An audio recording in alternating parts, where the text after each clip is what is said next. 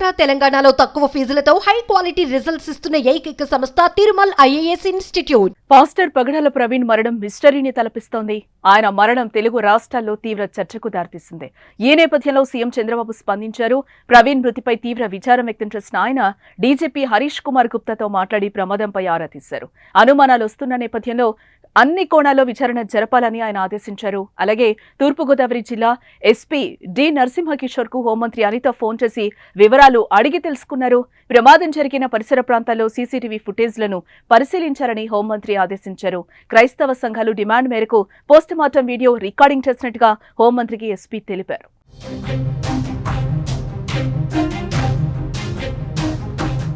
నారా లోకేష్ సైతం ప్రవీణ్ మరణంపై ట్వీట్ చేశారు. పాస్టర్ పగడాల ప్రవీణ్ గారి హఠాన్ మరణం దిగ్భ్రాంతికి గురిచేసిందని, వారి ఆత్మకు శాంతి కలగాలని ప్రార్థిస్తున్నానని అన్నారు. ప్రవీణ్ కుటుంబ సభ్యులకు ప్రగాఢ సంతాపం తెలియజేశారు.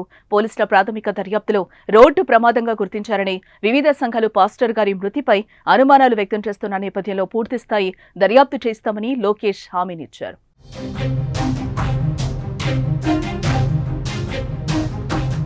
మంగళవారం ఆంధ్రప్రదేశ్ రాష్ట్రంలోని రాజమండ్రిలో పగడాల ప్రవీణ్ చనిపోయి కనిపించాడు.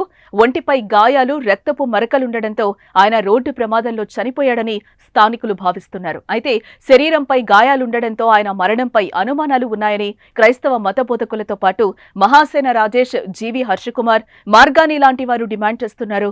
మరోవైపు ప్రవీణ్ మృతిపై కేసు నమోదు చేసి దర్యాప్తు చేయాలని క్రైస్తవ సంఘాల నాయకులు రాజమండ్రిలో ఆందోళన కొనసాగిస్తున్నారు. రెండు తెలుగు రాష్ట్రాల నుంచి పాస్టర్లు ప్రజలు భారీగా రావడంతో రాజమండ్రిలో హైటెన్షన్ వాతావరణం నెలకొంది. క్రైస్తవ సంఘాల కోరిక మేరకు ప్రవీణ్ పోస్టు మార్టాన్ని తమకు సూచించిన వ్యక్తి సమక్షంలో వీడియో రికార్డ్ చేయాలని క్రైస్తవ సంఘాల నాయకులు కోరగా కుటుంబ సభ్యుల సమక్షంలో పోస్టు మార్టం కొనసాగుతోంది. పోస్టు మార్టం నివేదిక బయటకొస్తే అసలు విషయం వెలుగులోకి రానుంది.